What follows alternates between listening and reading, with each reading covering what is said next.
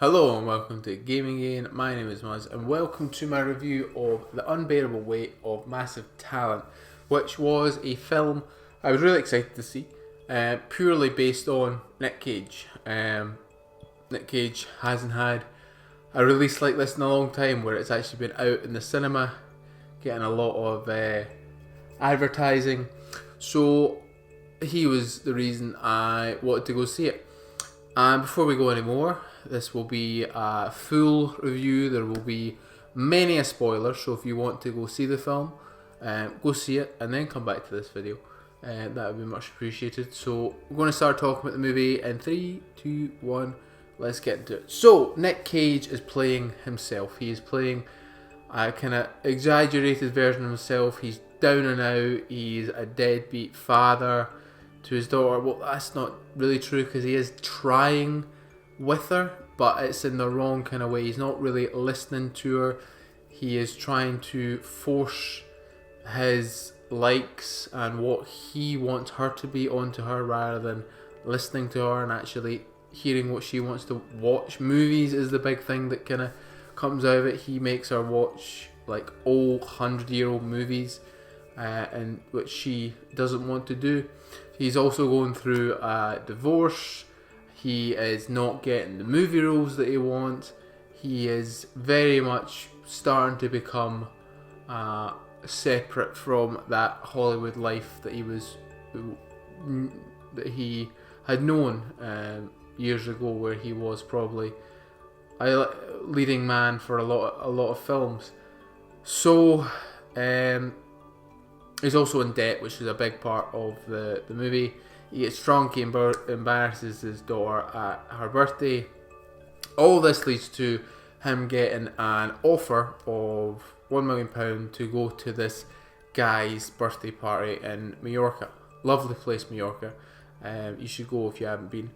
So he gets on the... Oh wait, big miss was that we have another Nic Cage. There's two Nic Cages. There is Nic Cage, the one that we know is in the film, and there's the one that is the Nic Cage that is in Nic Cage's head, which is this egotistical manifestation of, I guess, all the bad decisions or the more eccentric kind of roles that he has played in this person, who seems to not have Nic Cage's best interest at heart, or best interest in terms of what Nic Cage actually wants to do at this point.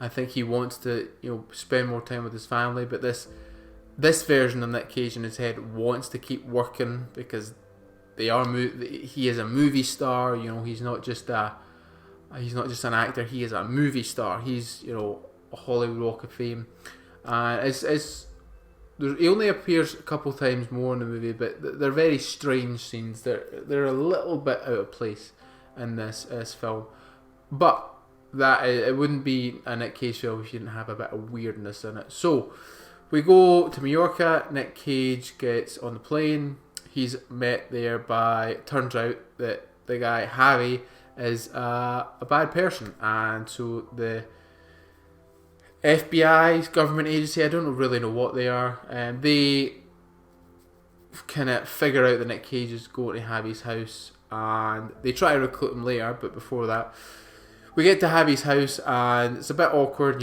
Nic Cage isn't really thrilled to be there. He's been a bit withdrawn. He's not really engaging with Javi, who is a super fan, and yeah, this kind of weird relationship starts to build, and it's at this point in the film where it starts to become a good movie. The first act, the kind of California sections and stuff for the family, and then the initial arrival on the island, I was like, oh, I'm not really enjoying this film. I am not having the best time. But once Javi and Nic Cage's relationship starts to develop into a friendship, it starts to become quite heartwarming, quite endearing. They bounce off. Where Pedro Pascal plays Javi perfectly. This kind of menacing, ruthless kind of person underneath, but is also this like fan girling out over this fanboying out, I guess, because he is a boy, fanboying out over Nic Cage and trying to play it cool in front of him when deep down he's probably like freaking out. And the Nic Cage and Harvey really hold the film together. Pedro Pascal, they really are the best bits. They are the reason why you want to come and see this film. So, the first scene in the movie I completely forgot. Turns out some person's daughter has been kidnapped. The government agents think that they are being held captive at this compound. So this is where they recruit Nic Cage. He tries to get access to security cameras into what is admittedly a funny kind of stealth scene where he has this patch on his hand that he can knock someone out with or something, and he accidentally scratches his forehead and he has to. It's ridiculous, but it is quite an amusing scene where Nic Cage is almost passing out as he's on a window ledge trying to get in a window. And so from there, we're starting to maybe see that Harry's starting to get some information about Nic Cage, starting to trust him, starting to show his more ruthless side. And they talk about, basically, Harry sent over a screenplay to his agent that Nic Cage hasn't read. So the FBI are like, we need, or the government agency, whatever they are, we want to get you to stay. We need to get you to stay here to basically continue to work for us. So Nic Cage and Harvey end up.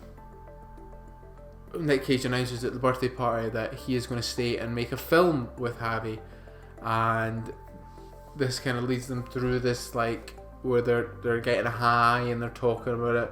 And yeah, it's a good kind of portion of the film is spent between these two, just kind of chatting shit. Really, there's not really much else to it. They're just having conversations that are, I say, quite endearing, quite nice. You can see that they're really warming to each other. They bounce off each other quite well. The film that they're making is it's a nice meta analysis. It's a meta. So the film that they're making is essentially the film we're watching. Like they're talking about, it's going to start off as like a character-driven piece, a character-driven piece, and then Nic Cage somewhere in the film goes, "Why don't we have a kidnapping?"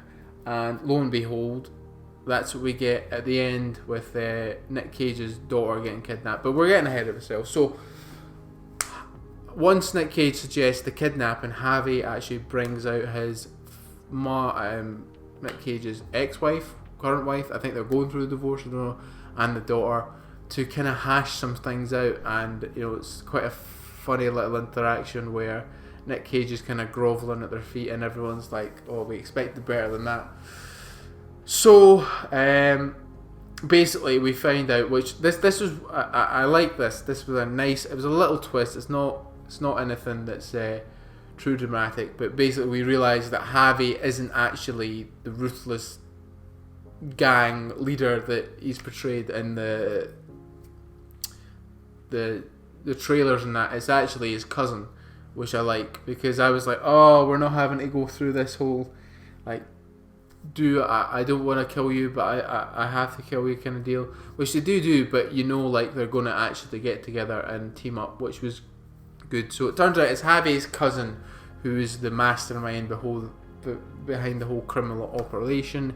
He is the bad guy that allows Nic Cage and Harvey to team up and be buddies, be the buddies that we knew they could be.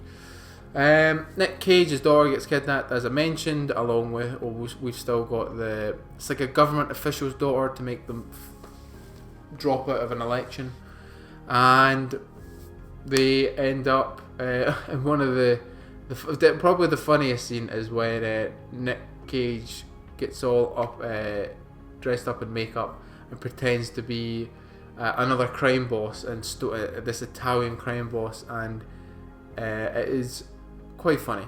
And then big shootout ensues. we get a car chase. There's nothing too spectacular. It's not going to like blow you away. They're serviceable. And then we end with the cousin taking Nic Cage hostage. His daughter throws him a knife. He catches it and stabs the cousin, which actually transitions into the film that Harvey and Nic Cage made. So it's all come full circle. And Nic Cage gets standing applause. But instead of staying at the premiere, he goes home with his family and spends time with his family, and he allows his daughter to choose the film, which is Paddington 2, which is actually apparently a really good movie, because they mention it several times. In Javi's top 3 films, Paddington 2 is on it, and he makes Nic Cage watch it, and he says it's amazing. It's actually quite funny. But yeah, overall, you know, I really, as I say, the first act, I was a little unsure what they were going for, but then once the characters form the relationship, Nic Cage and Harvey are the two people that kind of take this movie on and kind of drag it through towards being quite a decent movie. I would certainly recommend it. It's an easy watch. I enjoyed it. I would definitely see it again. Nic Cage